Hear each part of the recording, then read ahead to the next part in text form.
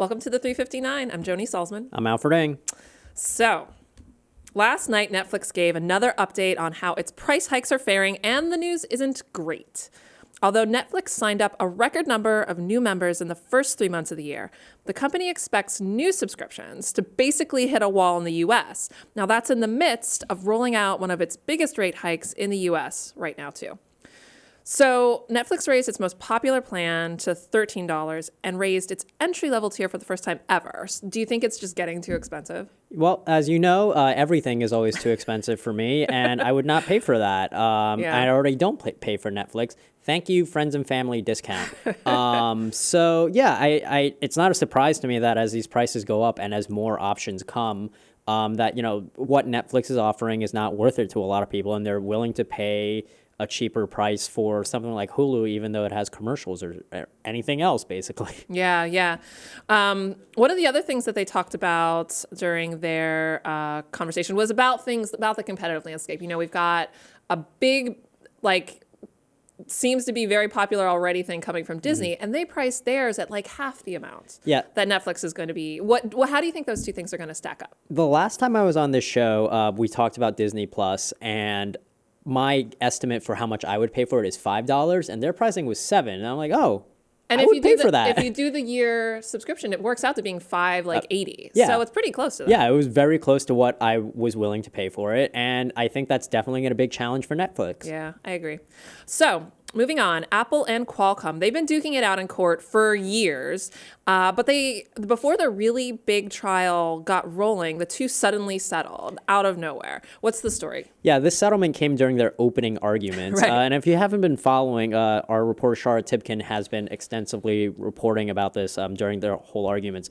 The gist of it is generally that Apple has been using Qualcomm chips for a while, up until maybe 2016 or 2015 or so. Right. And their Qualcomm chips were basically their way of getting LTE and connectivity on it. And Qualcomm chips are also kind of the only way that Apple phones could get 5G anytime soon. Right. But as they were arguing in court, it seemed like they weren't going to be able to get access to this technology. And the main argument that led to this court case was that Apple felt like they were paying too much for Qualcomm chips. They felt like Qualcomm was double dipping, right? Yeah, so they had, not only did they have to pay to use the chips, but they also had to pay royalties on the chips itself to kind of get the intellectual property inside of their phones. So they were paying twice as much, and they were suing, saying, we want our money back. And then they settled and also signed a new 6-year contract with Qualcomm yesterday. So I guess that's the end of that.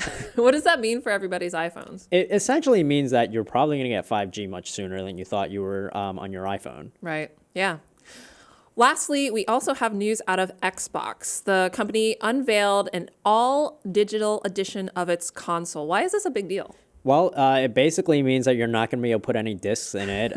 So if you go to any stores and, buy these discs, right. The benefits and advantages of having a disc copy is that you can borrow it or lend it to a friend anytime you want, or you can resell it even. If you have a digital copy, that's not really something you can do.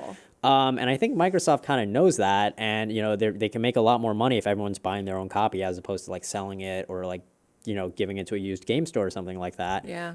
Which this could completely disrupt the entire used game store economy. Right. But a lot of people I've seen on Twitter criticizing this, saying that I enjoy being able to hand these copies over. Also, it's not that much of a discount to warrant getting it. It's only $50 cheaper than the other Xbox One S. Yeah. Have they gotten into the details about if you have a collection of games that you want to play? Will you have access to a digital version of it? Of games you've already purchased? I'm not sure about that.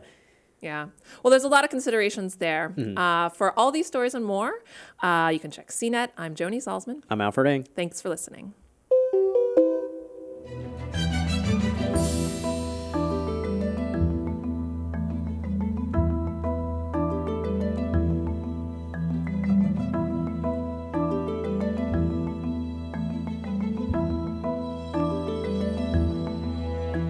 Thanks, everybody, for joining us for the recording of the audio podcast, which you can, of course, as always, subscribe to using the links below. You can also use the links down in the description to subscribe to the playlist here on YouTube. Find us elsewhere on Livestream and Periscope. We're all over the place. I know sometimes it feels like We have 545 episodes, and they're all really hard to find for some reason. But yeah, they're out there. Just check the links.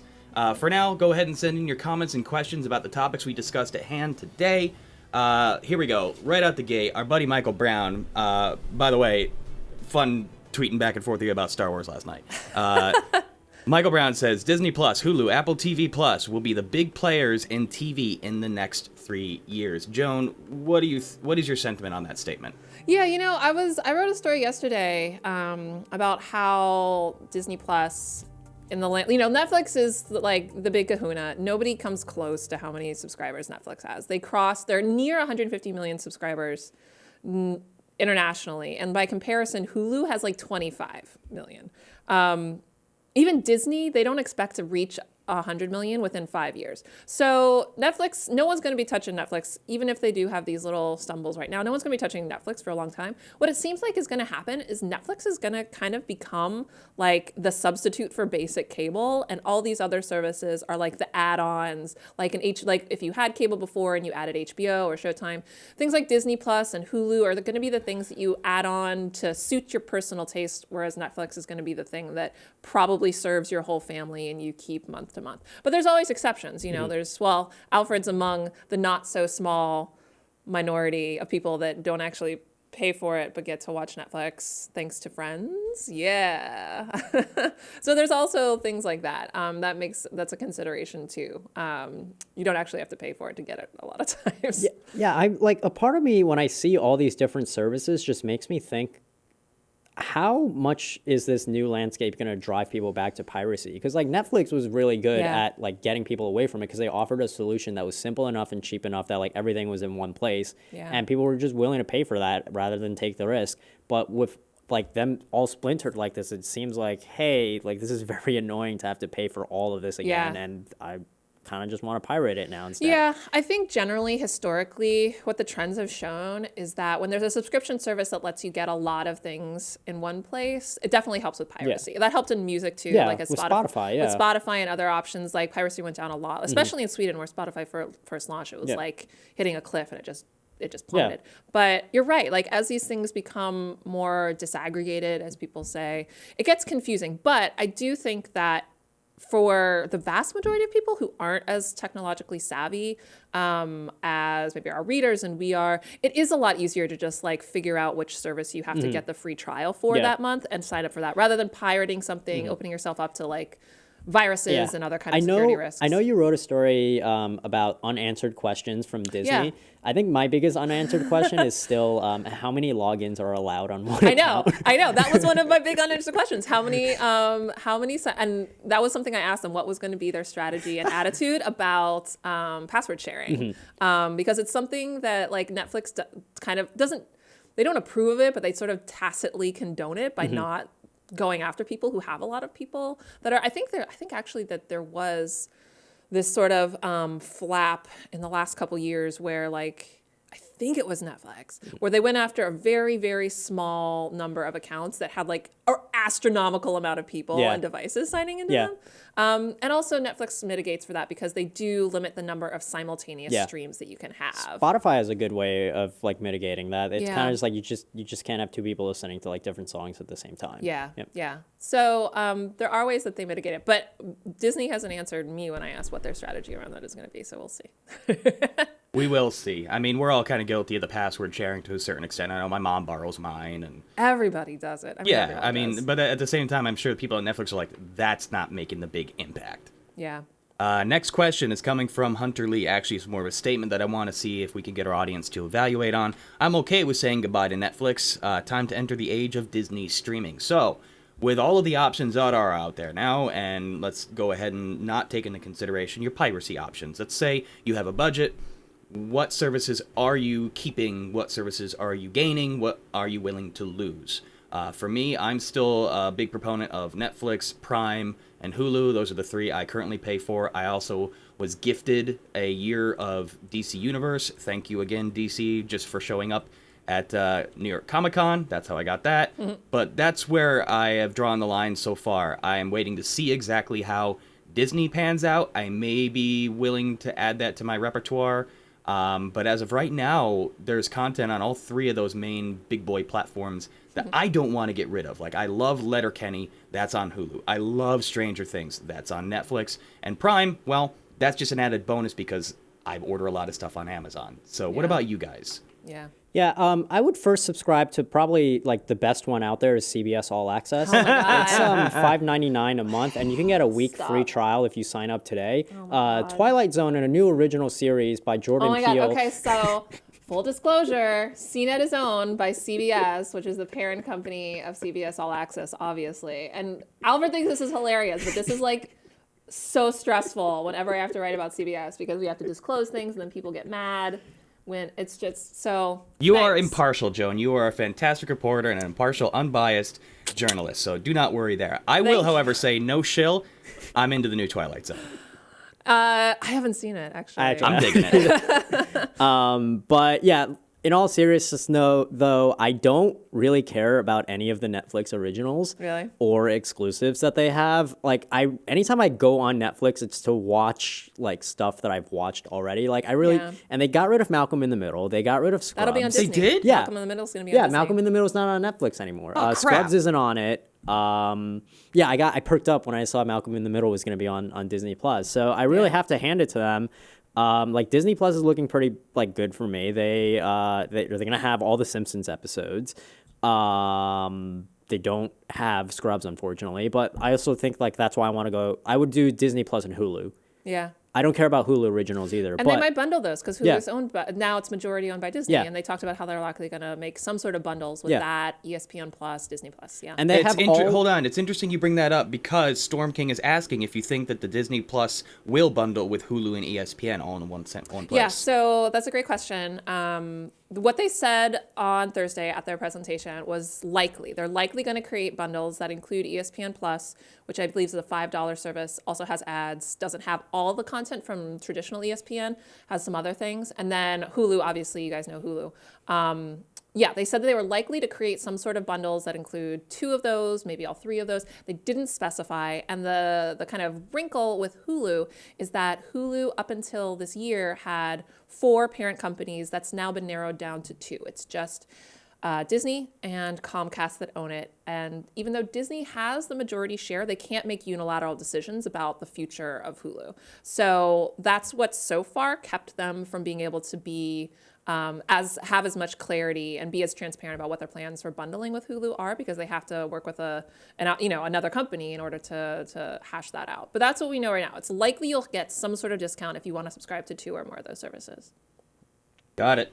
They also have every episode of Seinfeld, so it's really just like a 90s bonanza if you have Hulu and Disney Plus. Right. It's interesting you brought up Scrubs, too, because I forgot that that's an ABC property. That's strange to me that isn't going to Disney. Well, so it's complicated. I'll have to look it up. Because aren't they also like co-owned by like NBC? I remember watching They were Scrubs on NBC. distributed by NBC. Yeah, so Okay.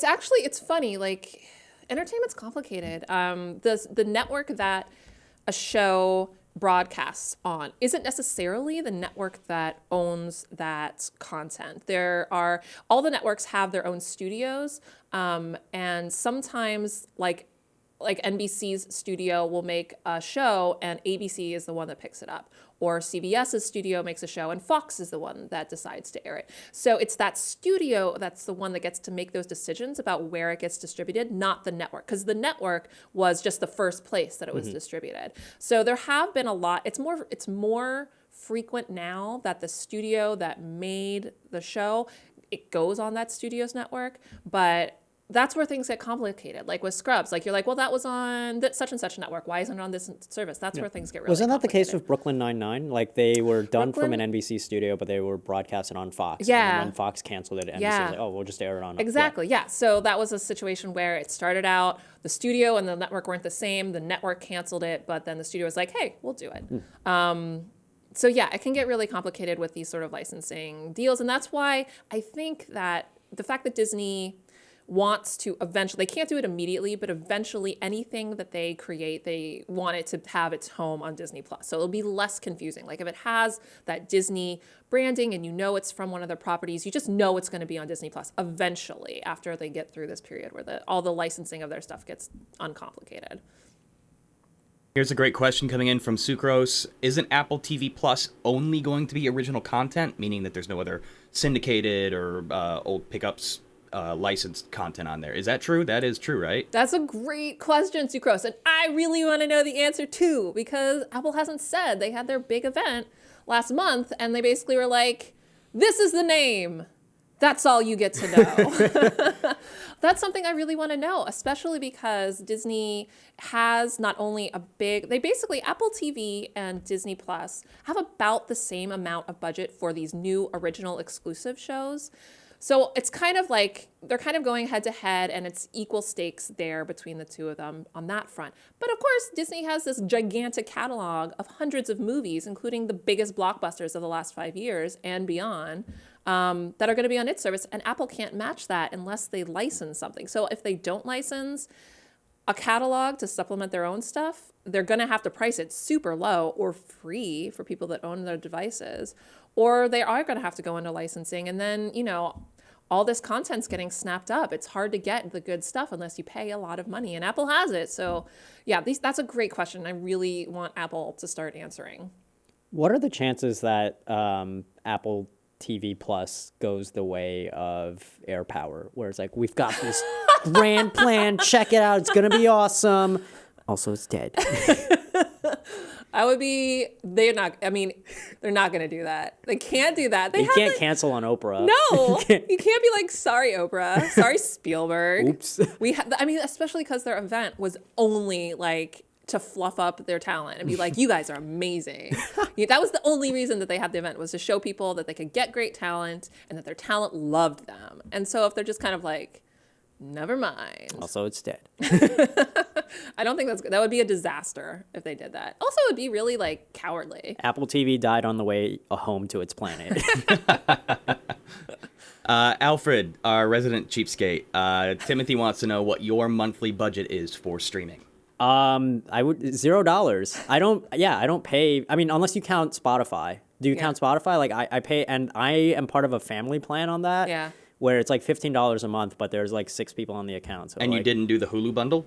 No, because you can't do it with the family plan. You have to have your own Hulu account. You have to have your own Spotify premium account to get Hulu. I was very disappointed when I found that out. Yeah. But yeah, I pay like $5 to $5 a month on like Spotify, depending on how many people want in on my family. You watch plan a lot of month. stuff on YouTube, right? Yeah. I watch like a crazy amount of stuff on YouTube. Also Twitch. Yeah. Right. Yeah. This was a rant that I made on the previous podcast that I was on, where it was like, there's so much free content out there that like paying for stuff is like, if you can't find any other way to get like your fill of things, like sure, but I share a Netflix account, and I don't watch like Game of Thrones or any like premium content or anything like that. Yeah. Funimation, which has a lot of anime, is free, just with a lot of commercials. It's a pretty solid app too. Yeah. So $0 unless you count Spotify, which if you do, it's $3 to $5.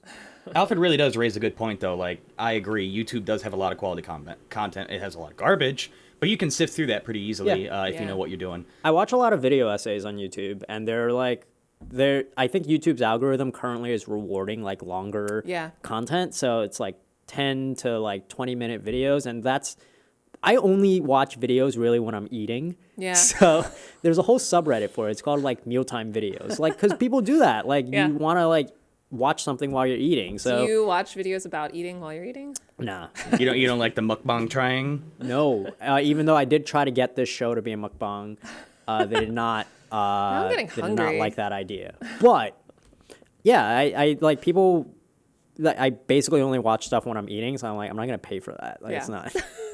Well, as long as we're on the topic of YouTube, Jan wants to know if we have any response or views onto the recent increase in price for YouTube TV. That makes no sense to me. I don't understand why anyone would pay for that. Yeah. It's TV. I mean, the reason that the sense of it doesn't have to do with consumer like appeal. It has to do with the fact that all of these so for people who don't know, YouTube TV is basically like the virtual cable service that YouTube has. There's a bunch of them. There's Sling, there's DirecTV Now. YouTube TV is one that had been a really appealing combination of channels, features, and price. And they raised the price $10 worth. And that's because all of these services, they all came out in the last 2-3 years, and they had really aggressive low pricing that it wasn't sustainable. And so that's why not only YouTube TV, but Sling and DirecTV Now, they've all raised their prices. DirecTV Now has raised their prices twice, I think. And they're seeing, like just like with Netflix, they're seeing their subscriber growth hit a wall because of it. But it's a matter of the economics. Like these are expensive channels, especially these live channels where they don't have control over what the networks demand that they pay other than, just leverage that you have in bargaining. So yeah, that's the reason why. It's because the economics that they were working at just didn't make sense for a company to ever make money. Why are all because I know Hulu has their own live TV kind of Yeah. play too, and I don't understand why they're all going for that. To me, live TV has always been something that you put on so your house doesn't feel so quiet. And I'm I have Spotify for that. Yeah, so I you're don't- definitely in a demographic where that's very typical. Yeah. That makes total sense. But the thing is that demographic is very digital native. These people want to get all that money that was in cable. In people that are like my age and older, that's a much more ingrained behavior, is watching like a linear live feed of TV. Even like the guide, the grid-like guide that's on cable services. Yeah. People that are like my age and older, some of them get angry if like a service doesn't have that. Whereas like people your age and younger are like, why does this not look like an app? This is so frustrating. So it's just a difference, I think, in generations. And there's a big untapped group of people that are already paying a ton of money that if they had an alternative that suits the same needs for maybe a little bit less money, and they don't have to deal with like cable companies, which everybody universally hates, then that's the market that they're going after with the live thing. Yeah. Yeah, and I mean, there's, again, people like me who live in the dungeon, and Right. I don't get antenna, and I don't want to subscribe to get another set-top box. Having it just built into an app is appealing. But do you watch but live TV? No, not often. Yeah. Only when the Bills. That's my only when point. the I'm Buffalo I Bills don't are on. understand. Like live TV is Yeah. like such a foreign concept to me. Like It's other than most- sports, It's a little like, Sports and antiquated. news. Yeah. It's sports and news is the main drivers, and then people who I guess like Game of Thrones. well, that you can get. You don't have to have a live TV service. Yeah, but for like if you that. want to like live tweet it or something. With Oh, well, people, but yeah. HBO Now, you Yeah. can just Oh, yeah. you Yeah. can basically watch it live with a direct to consumer. Just I only get HBO Now. But that's sort the of only that's the thing though. It's that water cooler talk. It is the up to the minute because not everybody's Yeah. shows will never go all the way binge only. Like Yo, there's just make stuff the up. serializing aspect of it is the fun part when you share it with the community. So And it's like a week I'm to week. curious. I wonder if Game of Thrones is kind of like this last, epochal water cooler television show. Nah, I don't people think care so. about Westworld. Not as much as Game of Thrones by a long shot. Like, I think it'll take a long time, but like Game of Thrones is like a phenomenon across definitely America, but a lot of the world.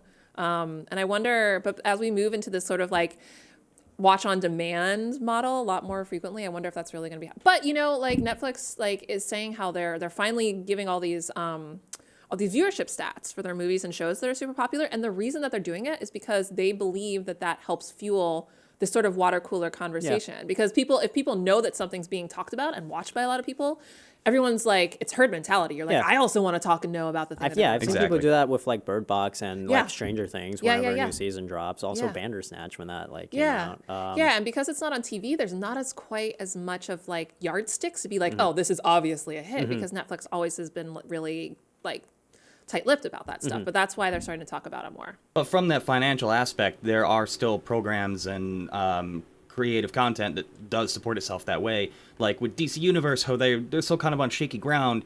That Young Justice season is coming out in bricks, so you get a couple episodes a week, a couple more episodes the next week, hiatus, a few more episodes in another brick. Like that's how they're going to roll things out, test the waters, support themselves financially, garner that support instead of just blowing a ton of money and letting it fall flat on its face. Like Yeah. I They think did there's that for Amazon Prime Top Gear. I can't remember the actual name of the show, but Yeah, Grand Tour. the car show? yeah. Yeah. Grand Yeah. Tour. Yeah, Grand Grand Tour. Tour, yes. But yeah, they did like one episode per week, and Yeah. no one talked about that.